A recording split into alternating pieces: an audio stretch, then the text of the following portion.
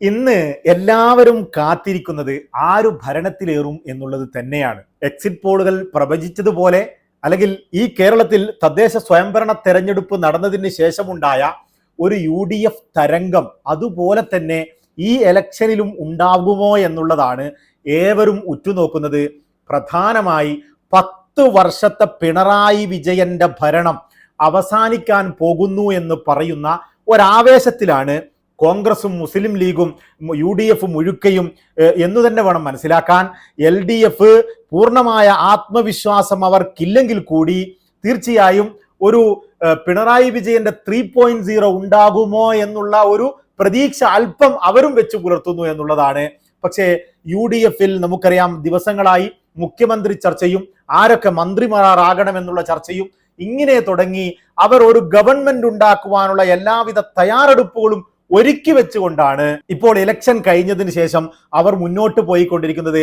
തീർച്ചയായും ഭരണം അവർക്ക് കിട്ടിയില്ലെങ്കിൽ ആരാകും പ്രതിപക്ഷ നേതാവ് എന്നുള്ള ചർച്ചയിലേക്ക് അവർ ഇതുവരെ കടന്നിട്ടില്ല. അതും കൂടി കടക്കേണ്ടതല്ലേ?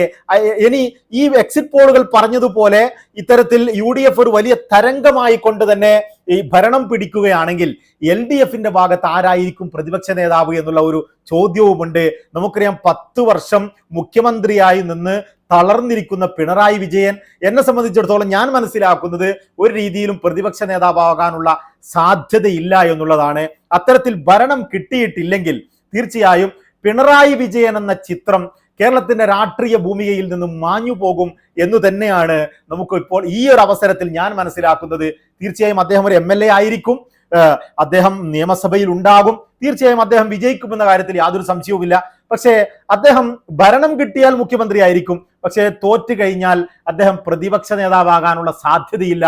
ഒരു വെറും MLA ആയി ഒരു വിശ്രമ ജീവിതത്തിലേക്ക് പിണറായി വിജയൻ പോകും. ഒരുപക്ഷെ കേരളത്തിലെ പത്രമാധ്യമങ്ങളും കേരളത്തിലെ ഇത്തരത്തിൽ ഗവൺമെന്റ് സംവിധാനങ്ങളുമായി ഇടപഴകുന്നവരൊക്കെയും അദ്ദേഹത്തിന്റെ കടക്ക് പുറത്ത് എന്നുള്ള നയവും ശാഠ്യവും ഒക്കെ മടുത്തിരിക്കുന്നു എന്ന്, അല്ലെങ്കിൽ അദ്ദേഹത്തെ ഇഷ്ടപ്പെടുന്നുണ്ടോ എന്നുമുള്ള കാര്യങ്ങളൊക്കെ അല്പസമയത്തിനകം നമുക്ക് മനസ്സിലാകും. തീർച്ചയായും ഇതുപോലെ തന്നെ ഈ ഒരു ഇലക്ഷനിൽ മനസ്സിലാകാൻ പോകുന്നത് നമ്മുടെ PV അൻവറിന്റെ രാഷ്ട്രീയ വിഷയങ്ങൾ ഉന്നയിക്കലും മറ്റുമൊക്കെ ഉള്ള കാര്യങ്ങൾക്കുള്ള യഥാർത്ഥ റിസൾട്ടാണ് വരാൻ പോകുന്നത്.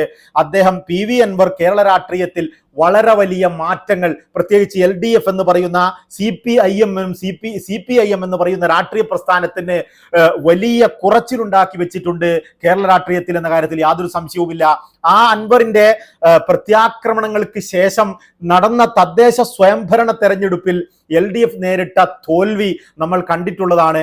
മരുമോനിസവും അതുപോലെ തന്നെ കുടുംബ വാഴ്ചയുമാണ് LDF-ൽ നടക്കുന്നത്, CPIM-ൽ നടക്കുന്നത്. അമ്മോശൻ മുഖ്യമന്ത്രിയായും അതുപോലെ തന്നെ മരുമകൻ പ്രധാനപ്പെട്ട വകുപ്പുകളും കൈകാര്യം ചെയ്തുകൊണ്ട് അത്തരത്തിലുള്ള ഒരു ഭരണ സംവിധാനമാണ് ഇപ്പോൾ LDF ഭരണകാലത്ത് കേരളത്തിൽ നടക്കുന്നത് എന്നായിരുന്നു PV അൻവർ ഉന്നയിച്ചത്. തീർച്ചയായും പിണറായി വിജയൻ ഇരിക്കുക എന്ന് പറയുമ്പോൾ ഇരിക്കാനും നിൽക്കുക എന്ന് പറയുമ്പോൾ നിൽക്കാനുമുള്ള ഒരു മന്ത്രിസഭയായി LDF-ന്റെ മന്ത്രിസഭ മാറിക്കഴിഞ്ഞു. പോലീസ് സംവിധാനത്തെ സ്വാധീനിക്കുന്നതും BJP-യുമായി CPIM-നുള്ള ബന്ധവും ഇങ്ങനെ തുടങ്ങി 900 വിഷയങ്ങളായിരുന്നു PV അൻവർ കേരളത്തിലേക്ക് അയച്ചുവിട്ടത്. അതിനൊക്കെയുമുള്ള മറുപടി ആയിരിക്കും ഈ ഇലക്ഷനിൽ ഇപ്പോൾ കുറച്ച് സമയങ്ങൾ കഴിഞ്ഞ് കാണാൻ പോകുന്നത്. PV അൻവർ പറഞ്ഞതൊക്കെ വിജയിക്കാൻ പോകുകയാണോ? PV അൻവർ തന്നെയും മുഹമ്മദ് റിയാസിനോട് വിജയിക്കുമോ എന്നുള്ളതൊക്കെ നോക്കിക്കാണേണ്ടി വരും. കാരണം ഈ ബേപ്പൂർ എന്ന് പറയുന്ന മണ്ഡലം അട്ടിമറി വിജയത്തിലൂടെ താൻ നേടും. താൻ പരാജയപ്പെട്ട് കഴിഞ്ഞാൽ മുഹമ്മദ് റിയാസ് ബെറ്റിനുണ്ടോ, ഞാൻ കമ്മലിട്ട് മൊട്ടയടിച്ച് കോഴിക്കോട്ട് അങ്ങാടിയിലൂടെ നടക്കുമെന്ന് വരെ PV അൻവർ പറഞ്ഞു കളഞ്ഞു. അതുപോലെ മുസ്ലിം ലീഗിന്റെ ഒരു വലിയ ശക്തമായ തേരോട്ടം തീർച്ചയായും മലപ്പുറത്ത് അലയൊടിക്കുമെന്ന കാര്യത്തിൽ യാതൊരു സംശയവുമില്ല. കോഴിക്കോടും ഇപ്പോൾ പേരാമ്പ്രയിൽ എന്ത് സംഭവിക്കുമെന്നുള്ളത് മറ്റൊരു വിഷയമാണ്. വളരെ കാലമായി CPIM പിടിച്ചു വച്ചിരിക്കുന്ന ഈ ഒരു മണ്ഡലം അട്ടിമറി വിജയത്തിലൂടെ ഉരുക്കു വനിത എന്നറിയപ്പെടുന്ന ഫാത്തിമ തെഹലിയെ പിടിച്ചെടുക്കുമെന്നാണ് മുസ്ലിം ലീഗും UDF-ഉം കണക്ക് കൂട്ടുന്നത്. കോഴിക്കോട് ജില്ലയിൽ മൊത്തത്തിൽ തന്നെ LDF-ന്റെ ഒരു ജില്ലയാണ് കോഴിക്കോടെങ്കിൽ ഈ പ്രാവശ്യം UDF ഒരു വലിയ തേരോട്ടം തന്നെ സൃഷ്ടിക്കുമെന്നാണ് കോഴിക്കോട് ചില വിശകലന വിദഗ്ധർ പറയുന്നത്. തീർച്ചയായും കോഴിക്കോടും മലപ്പുറവും ഒക്കെ അഴിഞ്ഞാടുന്ന പിടിച്ച പല മണ്ഡലങ്ങളും കോഴിക്കോടും മറ്റും പിടിച്ചെടുക്കുന്ന ഒരു തെരഞ്ഞെടുപ്പായി ഇത് മാറി UDF കേരളത്തിൽ അധികാരത്തിൽ വരുമോ എന്നുള്ളത് അല്പസമയത്തിനകം നമുക്ക് മനസ്സിലാക്കാൻ കഴിയും. കോൺഗ്രസിന്റെ പ്രകടന പത്രികയും അതുപോലെ കുട്ടികൾക്ക് 1000 രൂപ കൊടുക്കുന്നതും സ്ത്രീകൾക്ക് ബസ്സിൽ യാത്ര ചെയ്യാൻ ഫ്രീ ആയി KSRTC സംവിധാനം ഒരുക്കുന്നതും പ്രായമുള്ളവരെ പരിഗണിക്കുന്നതും പുതിയ ഇൻഷുറൻസ് നിലവിൽ വരുന്നതും ഇത്തരത്തിൽ കോൺഗ്രസും രാഹുൽ ഗാന്ധി വന്ന് അവതരിപ്പിച്ച കോൺഗ്രസിന്റെ പ്രകടന പത്രിക ജനങ്ങൾ ഏറ്റെടുക്കുമോ എന്ന് അല്പസമയത്തിനകം നമുക്ക് കാണാം. അതുപോലെ തന്നെ VD സതീശൻ എന്ന നായകന്റെ 5 വർഷത്തെ പ്രയത്നം ഏത് രീതിയിൽ ഉപകരിക്കുമെന്നുള്ളത് അല്പസമയത്തിനകം അറിയാം. അദ്ദേഹം വനവാസത്തിന് പോകേണ്ടി വരുമോ? അദ്ദേഹം പരാജയപ്പെട്ട് കഴിഞ്ഞാൽ വനവാസത്തിന് പോകുമെന്നാണല്ലോ ഇപ്പോൾ ചർച്ച ചെയ്തുകൊണ്ടിരിക്കുന്നത്. അദ്ദേഹം വനവാസത്തിന് പോകുമോ? മുഖ്യമന്ത്രിയാകുമോ? വിജയിച്ചു കഴിഞ്ഞാൽ രമേശ് ചെന്നിത്തലയും VD സതീശനും തമ്മിലുള്ള ഒരു വലിയ യുദ്ധം കേരള സമൂഹം കാണേണ്ടി വരുമോ എന്നുള്ളതൊക്കെ അല്പസമയത്തിനകം നമുക്ക് മനസ്സിലാക്കാൻ കഴിയും. ഇപ്പോൾ ഇന്നലകളിൽ പലയിടങ്ങളിലും പത്രമാധ്യമങ്ങൾ VD സതീശനെ കണ്ടുമുട്ടിയെങ്കിലും ഒന്നും പ്രതികരിക്കാൻ അദ്ദേഹം തയ്യാറായില്ല. അദ്ദേഹം എല്ലാവിധ പത്രമാധ്യമങ്ങളുടെ ചോദ്യങ്ങളിൽ നിന്നും ഒഴിഞ്ഞു മാറിക്കൊണ്ടായിരുന്നു അദ്ദേഹം മാറി നടന്നത്. ഇന്നലെ രാത്രി അദ്ദേഹം തിരുവനന്തപുരത്തേക്ക് പുറപ്പെട്ടിട്ടുണ്ട്. തിരുവനന്തപുരത്ത് നിന്നാണ് അദ്ദേഹം ഇലക്ഷൻ റിസൾട്ട് അറിയുന്നത്. അതിനുവേണ്ടി അദ്ദേഹം തിരുവനന്തപുരത്ത് ഇപ്പോൾ ഉണ്ട് എന്നാണ് നമ്മൾ മനസ്സിലാക്കുന്നത്. തീർച്ചയായും പിണറായി വിജയന്റെ രാഷ്ട്രീയ ഭാവിയും VD സതീശന്റെ രാഷ്ട്രീയ ഭാവിയും ഒക്കെ തീരുമാനിക്കുവാൻ അല്പസമയം മാത്രമേ ഉള്ളൂ.